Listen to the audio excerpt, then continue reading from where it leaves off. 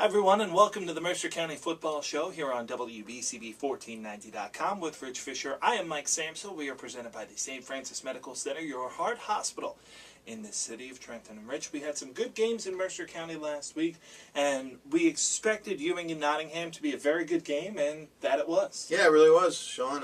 Sean. Sean! Again, it really was, Mike. I know Nottingham, while you were over with us at Notre Dame, I know Nottingham kept Ewing's offense off the field for a while with some long drives that only resulted in 7 points, but then things turned around in the second half. So why don't you tell us what you saw? Yeah, I showed up right as the kickoff was returned for a touchdown for Ewing, and from there they jumped in front and didn't really look back. This was a really interesting game, and I don't know what to make out of it for a couple of reasons.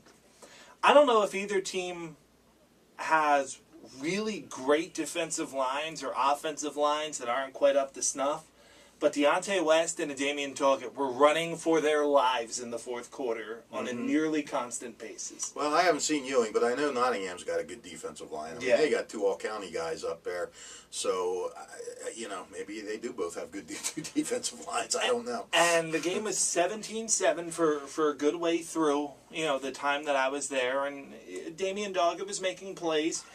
He's really fun to watch. Both quarterbacks, I would say, have a really bad habit of running backwards about 35 yards before they try and make a play downfield if they're under pressure. And I'm not exaggerating. Deontay West got sacked, and I think he lost 40 yards on the play. Yeah, I can see that. He's a little younger. Yeah. I mean, Damian should know a little better. He's a senior. Damian does some of those things too. Damian can get out of it, but he makes some mistakes sometimes in doing that too. And then the other thing, and I hope I'm not trying to be too critical here, or I'm not being too critical here, because I'm really not trying to be, but Ewing did everything they could to lose that game. Yeah, that's what I read in the paper. Said if they stop beating themselves, they'll really start blowing teams out. They're winning despite their mistakes, so that's a good thing if they're going to cut out the mistakes. It's a bad thing if they're going to keep making mistakes. You can only do that for so long. Right. So I do think that is something worth keeping an eye on with Ewing. If they kind of get rid of some of those mistakes that they made, they have a chance to be a really good football team.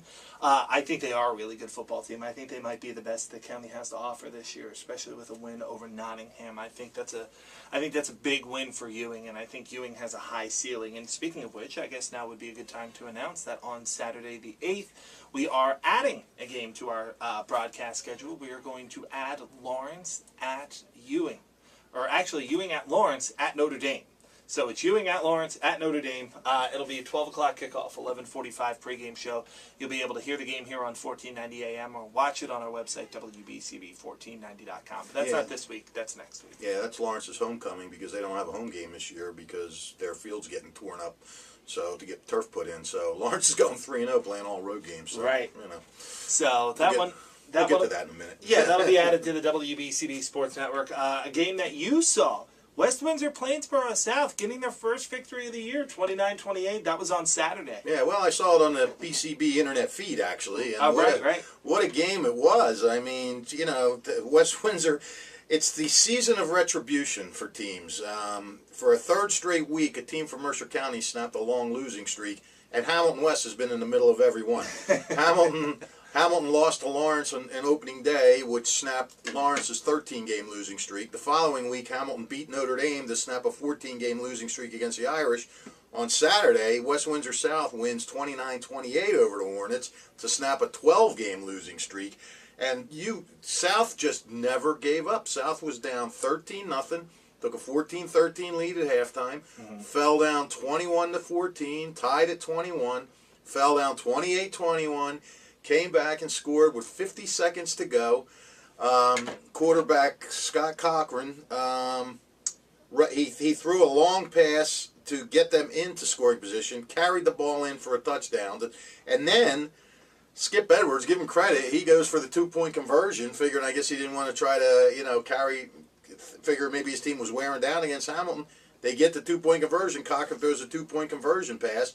They win 29-28, but it wasn't without drama as Hamilton missed a 27-yard field goal as time ran out. So kudos to the Pirates. I mean, I don't think anybody saw that one coming, especially after they hadn't they were just, getting beat bad in their first two games. So that's a great day for the Pirates. And if you want to relive the victory, you can watch it on our website, WBCB1490.com, on demand anytime. Just go to our website, and if you see the link that says if you missed any of our previous video streams, click here. Well, follow those instructions, and you'll be able to watch the game there. Another game that was on the WBCB Sports Network over the weekend over on 107.7 FM and 107.7thebronx.com saw Hopewell Valley come back after trailing a good portion of the game against Notre Dame. I left that game right around halftime. It looked like Notre Dame was in control, and then all of a sudden I get a text from Wes saying Hopewell Valley won. Yeah, heck of an effort by Hopewell in the fourth quarter. They put up 21 points in the fourth quarter.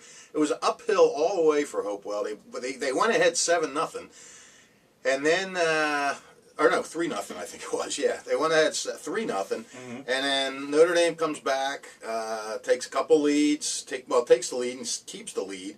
And then with 6 minutes to go, Notre Dame's winning 20-10. 6 minutes left, and Nick DeGennaro just came back from injury. He missed the first two games, and what an impact he made. He scored 2 touchdowns in the game, including a game winner with 1:26 left. Made some big catches to keep the drives alive.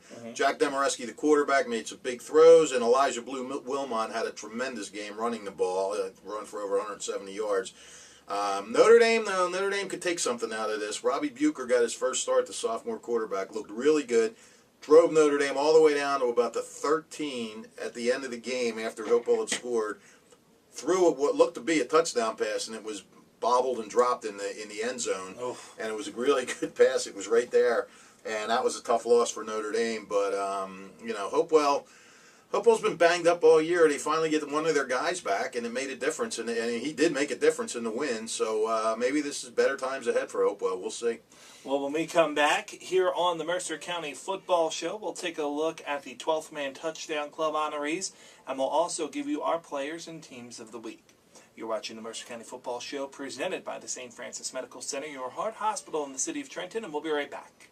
Hello, this is Acting Mercer County Prosecutor Angelo Honorfree, and I hope you're enjoying today's game. I'd like to take this opportunity to wish all of our Mercer County teams the best of luck, and I would also like to urge parents to be involved in your children's activities. Urge them to participate in after-school activities, whether it's on the athletic field or in the school play or marching band. Participation in these programs is a great learning experience for your child. Parents, please stay involved. This is your Acting Mercer County Prosecutor Angelo Honorfree, and I hope you enjoyed today's game. Welcome back to the Mercer County Football Show here on WBCB1490.com, presented by the St. Francis Medical Center, your heart hospital in the city of Trenton. Time for our player and team of the week, but first, before we do that, we'll take a look at the 12th Man Touchdown Club honorees. Offensive back of the week from West Windsor, Plainsboro South is Zion Cooper. 24 carries, 195 yards, and 2 touchdowns. He had a great performance in their win number 1 of the season as they knock off Hamilton. The offensive lineman of the week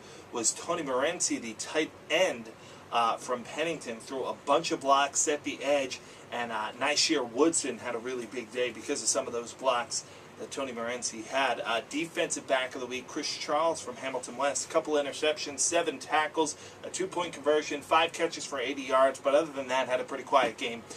Defensive lineman of the week, TJ Phillipschek from Hopewell Valley. 6 tackles, 3 for loss, and a fumble recovery as well. And the special teams player of the week, Tyquan Parker, the kick returner from Ewing. 2 kickoff returns that totaled 105 yards, but the 90-yard kickoff return to start the second half in Ewing's win over Nottingham was really the decisive blow in that game. So now we'll pick our honorees, and for Team of the Week, I'll let you go first. Well, I'm going to go with those Hopewell Valley Bulldogs. They were they looked like they were dead in the water for most of the game. They were running the ball tremendously, but they just kept killing themselves with penalties. And they had one big turnover that they committed when they were driving, and yet somehow they managed to suck it up, get it together, like we said, get 21 points in the fourth quarter. Late drive when it was less than 3 minutes to go down and win the game, and then hold off Notre Dame at the very end. They got a little break with a drop pass, but Hopewell had been struggling. They lost 2 straight, and they got the big win, and they had to work hard to do it. So yeah, and once you get that winning taste, you can kind of go on a little bit of a run. Right. And for my team of the week, I'm going to pick a team who also got that winning taste in their mouth. West Windsor, Plainsboro South. getting their first win in 12 games in dramatic fashion at Hamilton. A 2-point conversion with just under a minute to play, 50 seconds I believe it was. Scott Cochran with the throw. West Windsor, Plainsboro South, a really well-deserved gutsy win at Hamilton. So they're going to get my Team of the Week award. And I'm going to double up on the 12th Man Touchdown Club for my Player of the Week award. Now, I'm going to go with Tyquan Parker. Because over at Ewing, that place was packed. I had to park all the way on the other side of the school, walk around the front of the school, and then walk to the side of the school to the football field. And I had to drive around the parking lot for about 10 minutes before I found that parking spot. The place was packed. And the stadium turned on a dime on that kickoff return by Tyquan Parker. It lit the whole place up. The atmosphere was electric. It was really fun to watch that football game, and Tyquan Parker really flipped the entire script of it. I thought we had a rule we weren't going to take the 12th man player of the week. Yeah, I broke it. You did. When you said you were taking him, I didn't realize he was the 12th man player of the week. Yeah. All right. Well, he was a special teams player. It's okay. That's true. Wow. Wait a minute. All right. We had the debate last night. We don't need another one today. I'm going to go with Elijah Blue Wilmot of Hopewell Valley. Kid ran for 172 yards and a touchdown, and just really kept making big plays to get Hopewell into scoring position, and Hopewell won the game and 172 yards. You can't scoff at that. And I'll tell you what, Scott Cochran deserves an honorable mention in this category. 8 of 16 on the day, 96 yards, the touchdown, the game-winning 2-point conversion. And I hate to keep using the term gutsy because it sounds like West Windsor, Plainsboro South didn't deserve to win that game. No, they deserved to win it. They earned it, and it was on the back of their quarterback, Scott Cochran, as well as Zion Cooper. They both played amazing. Yeah, Cochran's stats were modest, but he was so clutch when he had to be. I mean, he really did. He was a winner. He won the game for his team, and that's what more can you say? Yeah, we preview the upcoming week next here on the Mercer County Football Show. Jerry Blavitt here to tell you about St. Francis Medical Center, the heart hospital in the city of Trenton. St. Francis Medical Center is one of the region's top cardiac care centers, serving all of Mercer, Bucks, and Burlington counties. Their staff of highly trained physicians provide state-of-the-art heart care to patients with cardiovascular disease and pride themselves as being the only regional heart center to offer a full spectrum of individualized services. And Consumer Report ranks St. Francis Medical Center in the top 10 hospitals in New Jersey for safety, and the #1 hospital in Mercer County, St. Francis Medical Center, the Heart Hospital. Merrill Reese, here to tell you about my good friends at Haldeman Ford Subaru on Route 33 in Hamilton Township. For outstanding sales and service, you can depend on the folks at Haldeman Ford Subaru for the best value on new and pre-owned Ford cars, trucks, and SUVs, along with a great selection of value-priced new and pre-owned Subarus. And no one offers the service that Haldeman does in their huge, state-of-the-art service facility. Service so great that many area municipalities and commercial fleets get their service performed by Haldeman Ford Subaru. From Langhorne to Princeton, folks like you, to commercial fleets, trust the name Haldeman for sales and service. Haldeman Ford Subaru, Route 33 in Hamilton Township. Back to the Mercer County Football Show here on WBCB1490.com. I'm going to edit that part out, but what you didn't see was me looking at Fish to make sure we were the same height so he didn't get all self-conscious again. I saw this quick jerk of your head. I was like, oh, like I was stealing something. No, I just wanted to make sure we were the same height, and I didn't expect you to react that way. All right, we're back. Yeah. Hi, everyone. What's up? It's the Mercer County Football Show presented by the St. Francis Medical Center, your heart hospital in the city of Trenton, and taking a look at the games this week on the Mercer County Football Show. Game of the week that we have featured on the WBCB Sports Network Friday night over on 107.7 FM and 107.7thebronx.com. It will be Allentown heading up to Hopewell to take on the Bulldogs. Should be a fun atmosphere at Hopewell on Friday night. You and I will have the call. Yeah, I'm just seeing if you're staring at me again. No, not staring at me. Let me tell you something. It wasn't a stare. It was a quick, violent glance. Yes, it was a violent glance. This game actually has taken on. It looks a little more attractive now with Hopewell having their win and getting some wounded players back. Hopewell had the comeback. Obviously, when you get Nick DeGennaro back, that's going to help them. Bulldogs really showed a lot of tenacity. like any team, Hopewell's going to have to shut down Allentown's running game. And they were firing on all cylinders last week. They didn't even have Jordan Winston in the lineup, the quarterback. I don't know why, but they did not have him in the lineup. They didn't complete a pass, and yet they beat Northern Burlington 20-3. They got 231 rushing yards. Joe Menino ran for 105 and 2 touchdowns. And Allentown's defense forced 7 3-and-outs against the Greyhounds and got a turnover. So they're going to be going against an offense that's been pretty balanced, Hopewell. They've been throwing the ball with Demoreski and running the ball with Wilmot, so they're going to have to look out for a couple of different things. And I think this is going to be a pretty good game. I mean, on paper, Allentown might look like it has a pretty good advantage, but I don't know. I think this is going to be good, but we'll see. Yeah, sometimes home field advantage doesn't play much in high school football, but I would say Hopewell Valley is one of the places that does have a home field advantage. That atmosphere over at Hopewell, when the fans going, the band's going, and everything like that, that could be a pretty fun and tough atmosphere to come play in. Yeah, the dog pound, they make it tough. So, yeah. You know. Another game we have on Friday night. We won't have this one on the WBCB Sports Network, but this is an interesting game for West Windsor Plainsboro South. Could be looking at a 2-game winning streak here as they go up against 0-2 Ocean City.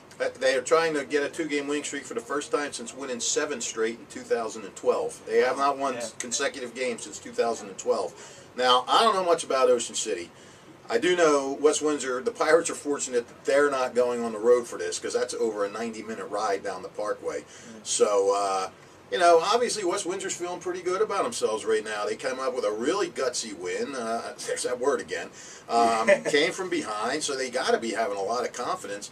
Ocean City, they're 0-2. They've been outscored 56-7 to losses to Oak Crest and Cedar Ridge. But before you start thinking that they stink, consider this. Oak Crest and Cedar Ridge are a combined 6-0 and have outscored their opponents 198-51.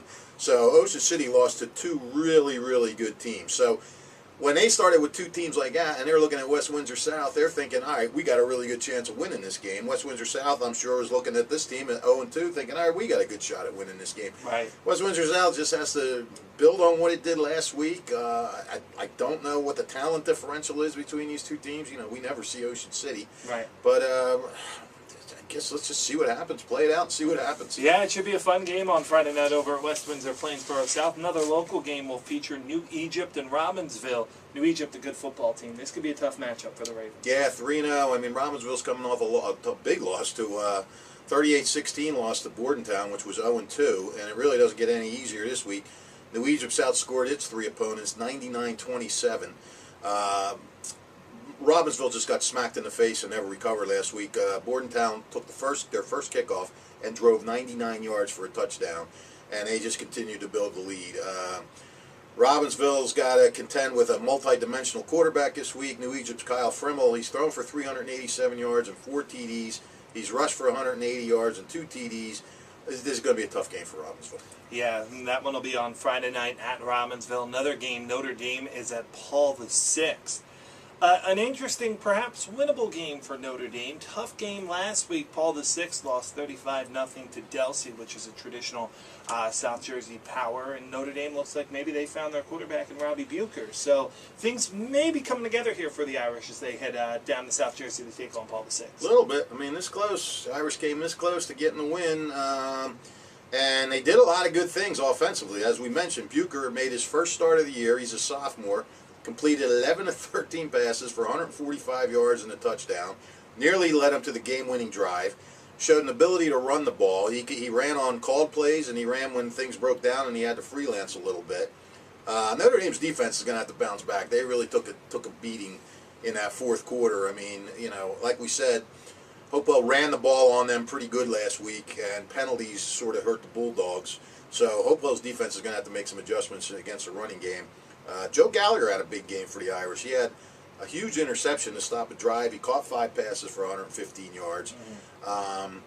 And like we said, Paul VI is coming off of a 35-0 loss to Delsey, and Delsey hadn't won a game. So, you know, let's see if the Irish can just build off the good stuff it did and see what happens when they go to South Jersey. Another game on Friday night. Hightstown will be on the road taking on Burlington Township.